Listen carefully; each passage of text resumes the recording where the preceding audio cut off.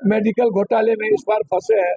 पदाधिकारी लगातार चाहते हैं कि पप्पू यादव खत्म हो या पप्पू यादव इन्वॉल्व। तो मैं मरना पसंद करूंगा इन्वॉल्व तो जवाब नहीं दूंगा।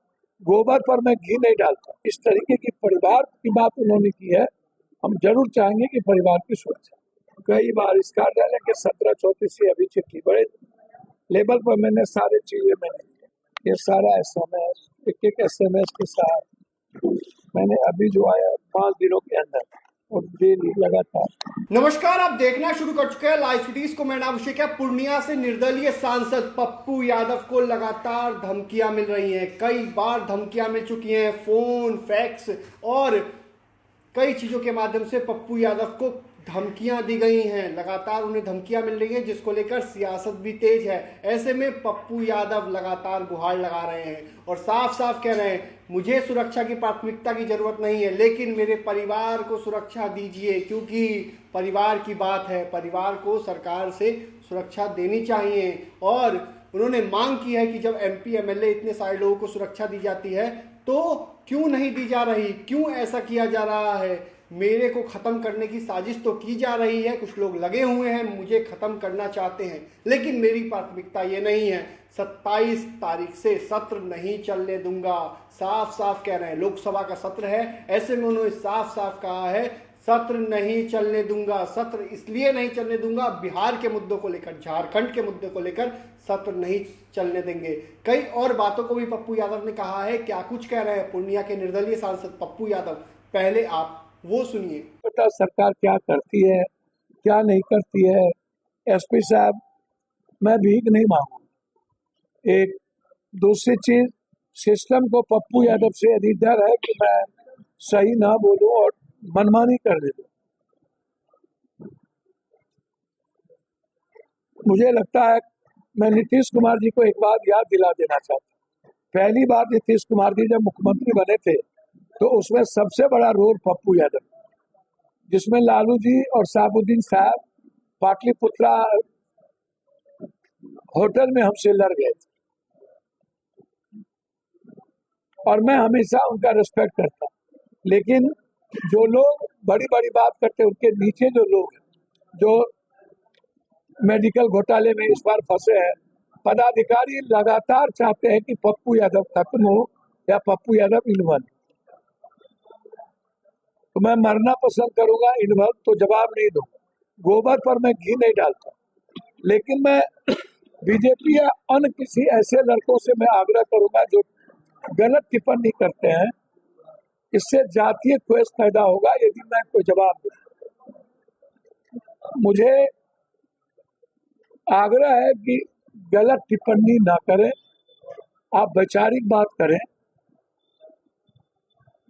और फिर मैं कह रहा हूं, सुरक्षा तय करना सरकार की जिम्मेदारी है कि कंगना को कितना मिलेगा, एक MLA को, सत्ता पक्ष को कितना मिलेगा और विपक्ष को नहीं मिलेगा। जब हेमंत सोरेन और राहुल गांधी इन लोग के टारगेट पर है, मारने के टारगेट पर, उन्होंने उस दिन हेलीकॉप्टर रोक के राहुल गांधी को एक साजिश के तहत किया। हेमंत सोरेन को डेली मारने का प्रयास किया जा रहा है। तो विपक्ष को ये खत्म करने का जो साजिश है, ये बड़ा विचित्र है।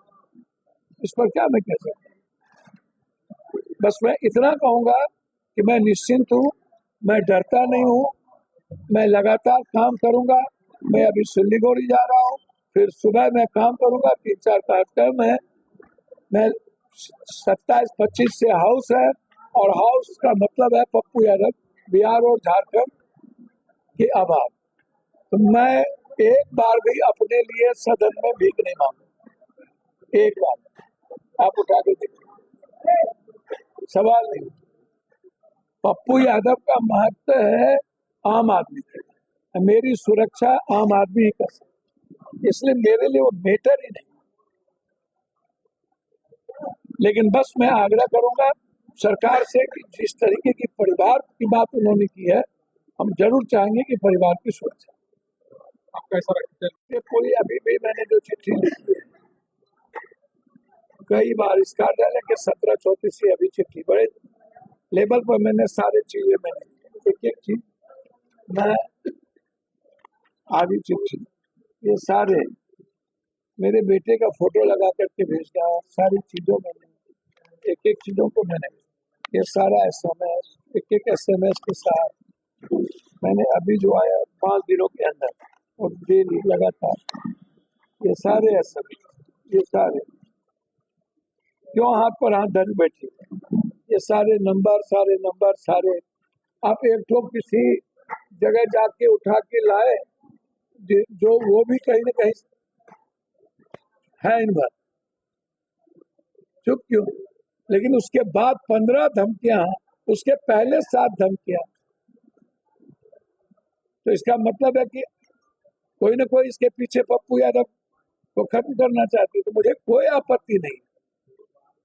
27 तारीख से लोकसभा है, मेरी जिम्मेदारी है झारखंड और बिहार के आम लोगों की बात करना, वो आपको पता चल जाए, सदन नहीं चले। मैंने पहले भी आपको कह दिया ये मुद्दा मेरे लिए इम्पोर्टेंट नहीं, मेरे मुद्दे इम्पोर्टेंट ये है, ये मेरे लिए हार्डे मुद्दा, मेरे लिए पूर्णिया को इलाके को बाढ़ से बचाना मुद्दा, तो आपके सामने प्रधानमंत्री ने चिट्ठी भेजा,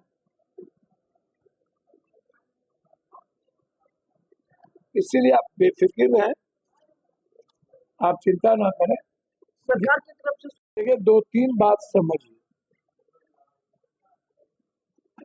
मेरा सवाल ये नहीं है, मेरा सवाल है कि हर लोगों का, आपका भी मेरा भी, देश में राजनीति अलग हो सकती है, देश में नफरत का आधार हो सकता है, जात पात आप कर सकते हैं, लेकिन जब किसी भी परिवार का मामला हो तो कोई भी परिवार ही होता है। अब बार बार जब कुछ बीजेपी के सभी लोग नहीं, जिनको जातीय चस्का चढ़ा हुआ रहा, मैं बार बार कहता हूं कि हम सबको ऐसी चीजों से बचनी चाहिए। आपके आरएसएस हेड को Z+ से ऊपर सिक्योरिटी मिला हुआ है, मुझे अच्छा लगता है। आप सुधीर जी को दिए हुए सुरक्षा, अच्छी बात है। कंगना को पूरी सुरक्षा है, अच्छी बात है। सत्ता पक्ष में पूरी सुरक्षा है, अच्छी बात है। हमें आपकी सुरक्षा नहीं चाहिए।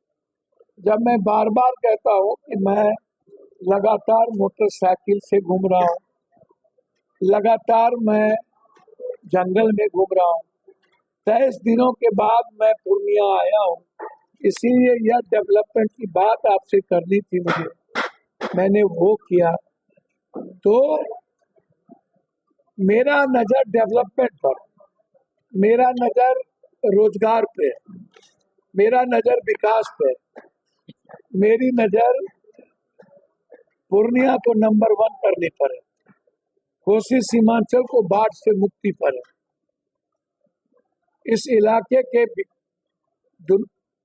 को इकोनॉमिकल जोन बनाने पर है। मेरी नजर किसी भी ऐसे लोगों पर नहीं है, कभी मलेशिया, कभी नेपाल, कभी पाकिस्तान, लगातार एसएमएस, 16 धमकियां दी गई। अभी भी तुरंत थोड़ी देर पहले पाकिस्तान से एक मैसेज आया, उर्दू में आया, रॉकेट लॉन्चर के साथ आया, अभी जस्ट, कि आप अभी कहाँ हो, क्या हो, नहीं हो, मैं यही हूँ, मैं छोड़ूंगा नहीं।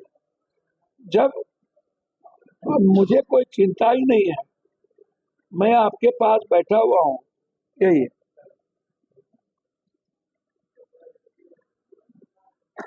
ये अभी जस्ट 1 घंटा पहले आया कि मैं पाकिस्तान में हूँ, मैं तुम्हें मारूंगा ही, छोड़ो तुम्हारी सरकार हमारी कुछ नहीं बिगाड़ सकते। तो मैं डीजी को, सबको, इसके पहले भी सारे एसएमएस मैंने भेजे, ये सारे एसएमएस सभी को, लगातार एसएमएस, लगातार फोन, और तो मैंने कई बार कहा कि मेरी किसी से दुश्मनी नहीं, लेकिन हमें सच्चाई बोलने, सच्चाई के बारे में लोगों को जानकारी देने में कोई नहीं रोक सकता, और न मैं रुकूंगा।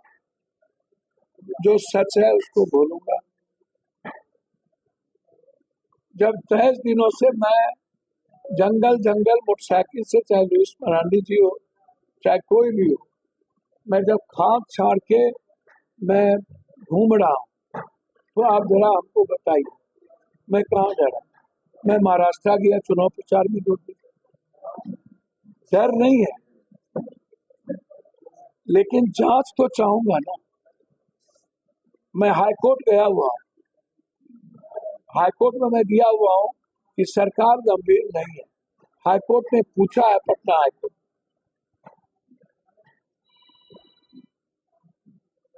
भैया जब मरना होगा तो कोई रोकेगा? इंदिरा गांधी जी को कोई रोका? बेनजीर भुट्टो को कोई रोका? और हमको जब मरना होगा तो इसीलिए मरने के डर से इंसानियत, संविधान, लोकतंत्र को मैं भूल जाऊं, वैसा नहीं है मेरा। फिर मैं कह रहा हूं कि लगातार कोई दिन, सुबह भी आया, कल रात भी आया, देवघर में रुक गए, मौका मिलते ही मारूंगा। कितने अभी लिखा किस गाड़ी में बैठे हो? तो सवाल ये नहीं है, सवाल ये है कि इसके पीछे कौन है। और मैं जो सच बोलता हूं या सच कर रहा हूं, या झारखंड में सरकार बनाने की जो मैं गिलहरी का काम किया हूं जनता के बीच, झारखंड बचाने के लिए हम गए।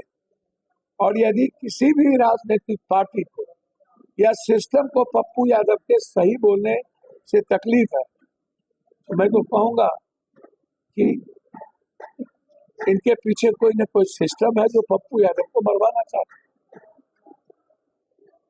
इसमें अपराधी माफिया की इतनी हिम्मत नहीं हो सकती। जब तक सिस्टम का कोई हाथ नहीं हो तब तक कोई नहीं। इसीलिए ये मेरे लिए, पप्पू यादव आप पूछ दिए तो मैंने कह दिया, मेरे लिए कोई मुद्दा नहीं है।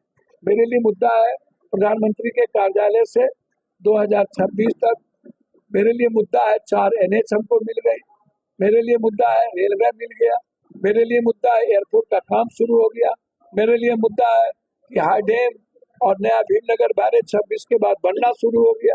मेरे लिए इम्पोर्टेंट ये है, माय हार्ट है कोसी सीमांचल को मैं बार बार कहता हूँ। पप्पू यादव जब तक रहेगा, मेरा एक ही प्रयास रहेगा कि इस इलाके को जस्टिस। तो आपने सुना कि पप्पू यादव ने क्या कुछ कहा है। पूर्णिया में खूब गरजे हैं और कई सवालों का उन्होंने जवाब दिया। जिस तरीके से उनको धमकियां मिल रही हैं फ़ोन कॉल के माध्यम से, व्हाट्सएप के माध्यम से, साथ ही साथ कई अन्य माध्यमों से भी उन्हें धमकियां दी जा रही हैं, जिसको लेकर पुलिस ने कार्रवाई भी लगी हुई है। पुलिस ने गिरफ्तारी भी की थी दिल्ली से। ऐसे में पप्पू यादव के परिवार वालों को भी धमकियां दी जा रही हैं। तो इसको लेकर पप्पू यादव ने सरकार से मांग की है, परिवार की सुरक्षा बढ़ाइए। मेरे लिए तो आम जनता है, लेकिन परिवार की सुरक्षा बढ़ाइए। और पप्पू यादव ने साफ साफ कहा है, लोकसभा का सत्र नहीं चलने देंगे, किसी कीमत पर नहीं चलने देंगे। बिहार के मुद्दों को लेकर, झारखंड के मुद्दों को लेकर लोकसभा में आवाज तेज करेंगे और लोकसभा नहीं चलने देंगे। तो पप्पू यादव खूब गुस्से में है। बने रहिए लाइव सिटीज के साथ। हमारे यूट्यूब चैनल को सब्सक्राइब करिए, फेसबुक पेज को लाइक करिए। धन्यवाद।